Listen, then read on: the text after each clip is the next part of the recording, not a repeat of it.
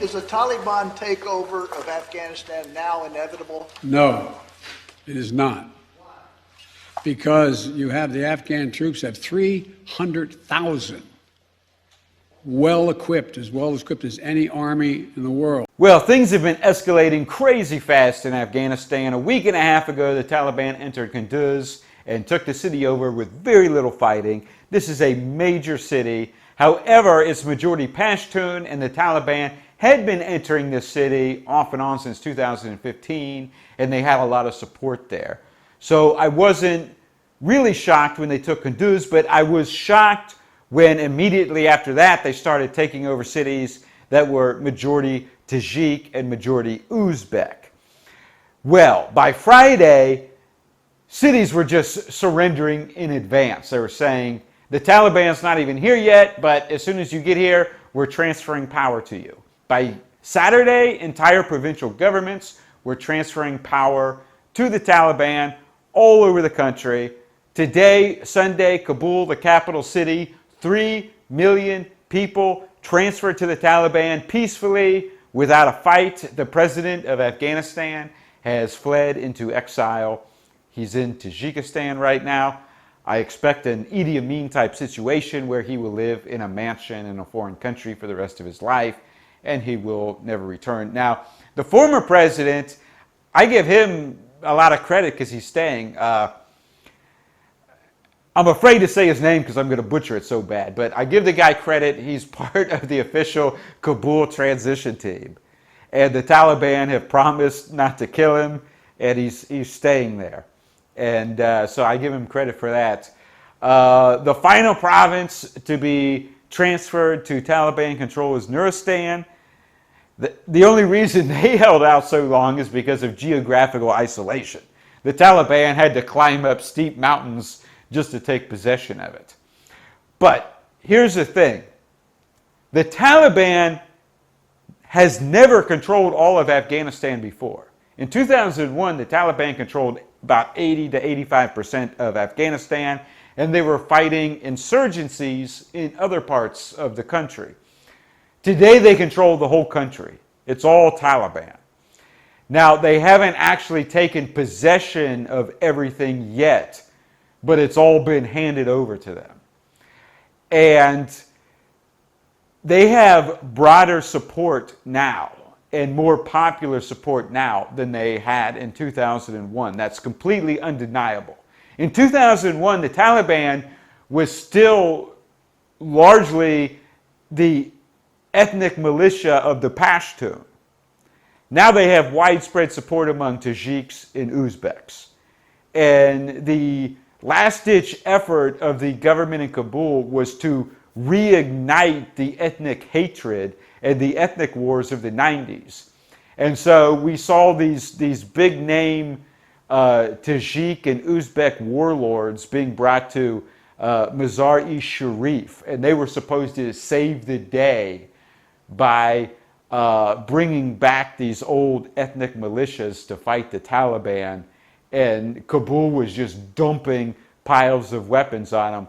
Well, Saturday, Muhammad Noor and Abdul Dashtam, they both fled. So they were the great hope. Where they both fled. Their militia surrendered.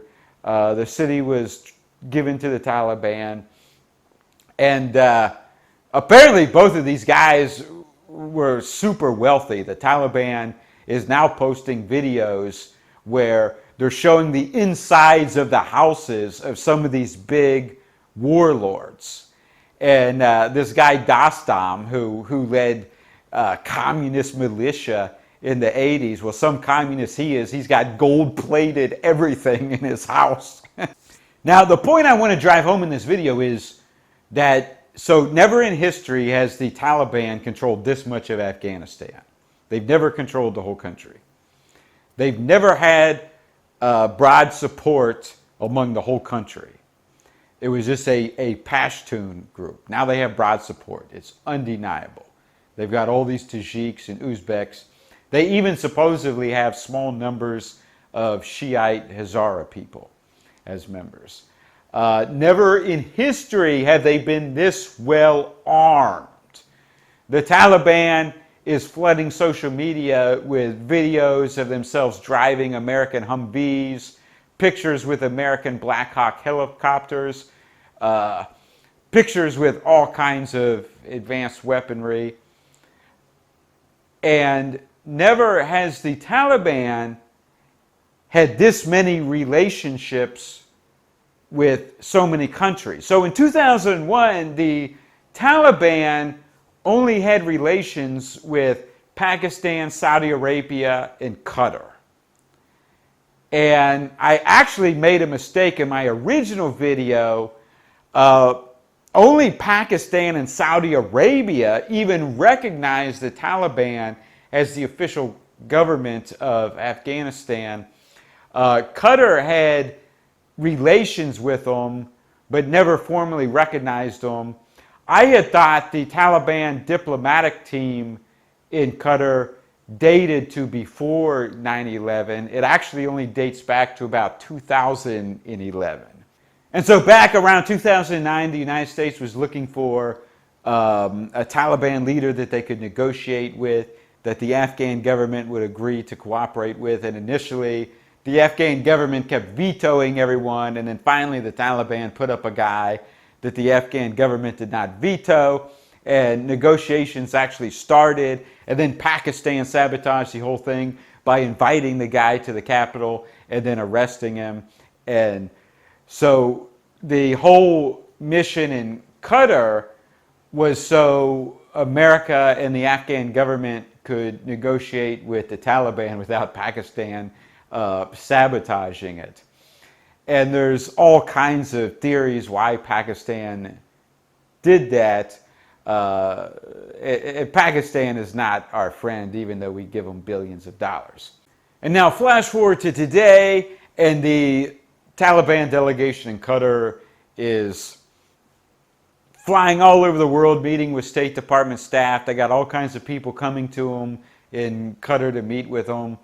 And while a lot of the NATO members are evacuating their State Department employees, a lot of nations are just staying right now. And the Taliban is saying over and over that they're going to treat everyone's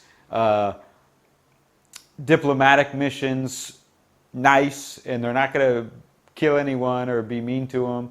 And they've got some videos they posted today. I think it's the Iranian consulate in Kunduz, maybe it's Kandahar, but they're showing themselves being super nice with some Iranian diplomats as proof that they're not going to be mean to anyone. And Iran being one of the countries that says they're not going to evacuate all their people. And of course, Iran, their main mission in Afghanistan is the protector of the Shiite Hazara people. And of course, they can do that a lot better if they have people in Afghanistan. Russia has said that they're not going to evacuate their staffs for now.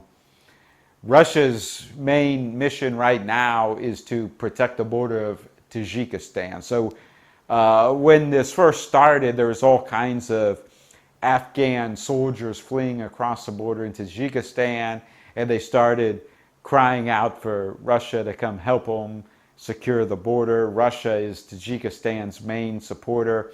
In the 1990s, there was a civil war in Tajikistan, and the losing side of the civil war was heavily supported by Tajik jihadists from Afghanistan. So Tajik jihadists were pouring across the border into Tajikistan in the 90s. And so that's the Russia and Tajikistan, that's the main thing they're trying to avoid. It's better if you can keep people in Afghanistan and monitor the situation. China really hasn't said much, but the Taliban delegation in Qatar has repeatedly bragged about how the Chinese want to cooperate with them. And there's all these Chinese infrastructure projects in Afghanistan that are on hold, and the Taliban say that they're going to protect the Chinese and let them start mining and building roads in Afghanistan, etc. Now, the one thing I did see from China is that the CCP is trying to troll America by saying that the transfer of power to the Taliban has been more peaceful than the transfer of power from Trump to Biden. All right, click the like button, post a comment below. Tell me what you think about this. Support my backup channels on BitChute and Odyssey. I will post links in the description below. And click the subscribe button. New video every few days.